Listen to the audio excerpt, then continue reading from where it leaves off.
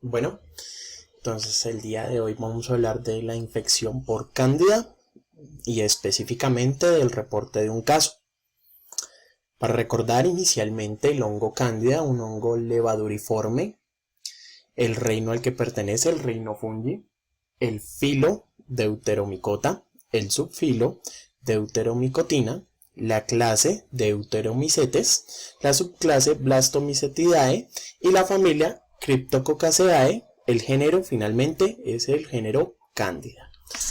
Debemos recordar como tal que el género Cándida es un hongo perteneciente a las levaduras. El más importante a nivel clínico de este género es la Candida albicans. También debemos recordar que en cuanto a la candidiasis como tal, tenemos varias especies que pertenecen a este género. La que mencionamos, la Candida albicans, otras que pertenecen, la Candida milleri, la Candida tropicalis y la Candida utilis.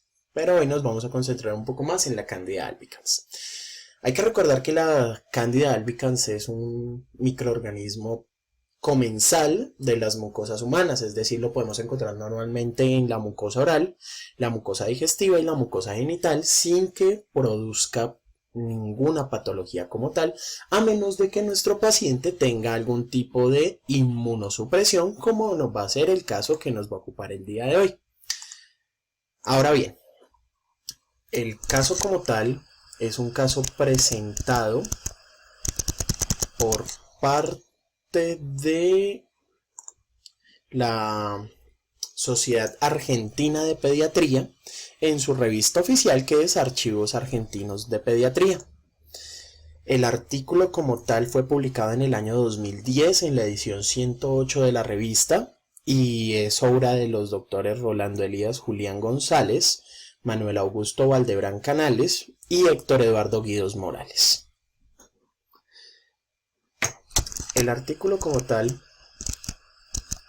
habla de un caso de una paciente femenina de 10 años de edad que fue referida o remitida al servicio de dermatología del Hospital Nacional de Niños Benjamín Bloom de San Salvador por unos cambios a nivel cutáneo, entre los que se encuentran pues unos cambios a nivel del cuero cabelludo, zonas alopécicas como tal, con cicatrización en la periferia y algunas costras sanguinolentas en el centro.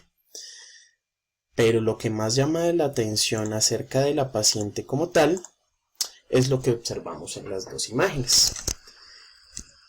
Primero, en la imagen del lado izquierdo, observamos la cavidad oral de la paciente y en ella se observan, al igual que en los labios, principalmente en las comisuras labiales, unas placas blanquecinas que las podemos ver en la imagen, en esta región y en esta región, son unas placas blanquecinas que cubren el centro y los bordes de la lengua, así como las comisuras labiales.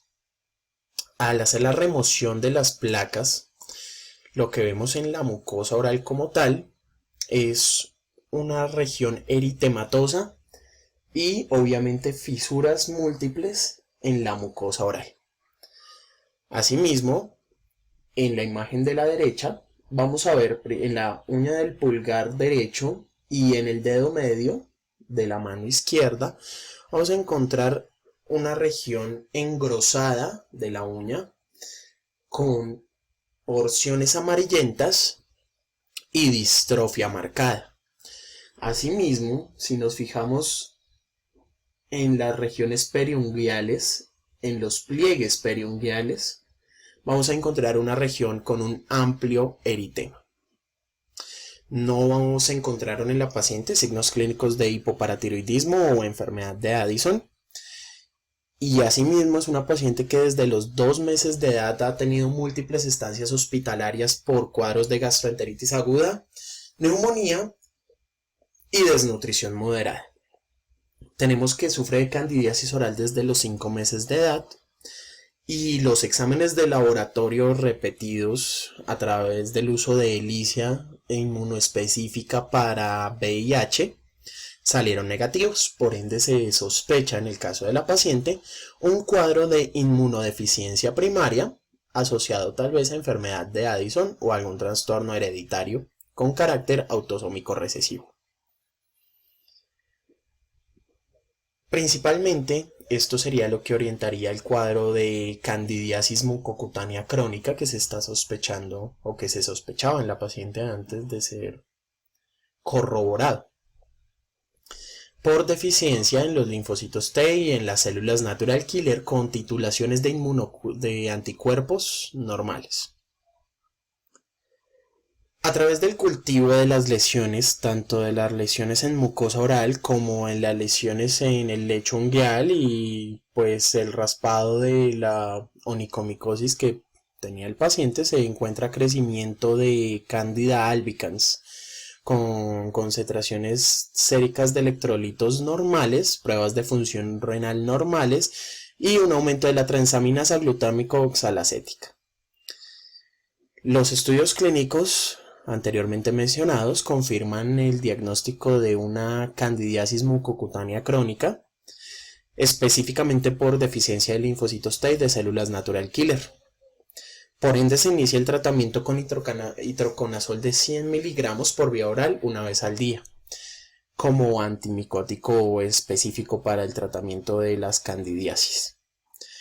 Aún así, después de la resolución de las lesiones orales y cutáneas, como la onicomicosis, se suspende el tratamiento y se observa que un mes después vuelve la paciente con un cuadro exactamente igual, o sea, con un reaparecimiento, con una recidivancia de la candidiasis oral. Como pudimos ver, en el caso de la paciente, tenemos un cuadro de candidiasis oportunista. Esto es un cuadro de candidiasis que aparece producto de la deficiencia de la inmunidad específica por el caso de un síndrome de inmunodeficiencia primaria. Debemos recordar que la Candida albicans es un microorganismo comensal de las mucosas en el ser humano. Por ende, las infecciones por Candida albicans obedecerán a un mecanismo de infección oportunista en pacientes inmunosuprimidos. Y es lo que siempre debemos comenzar a recordar cuando comencemos a tratar con cuadros de candidiasis.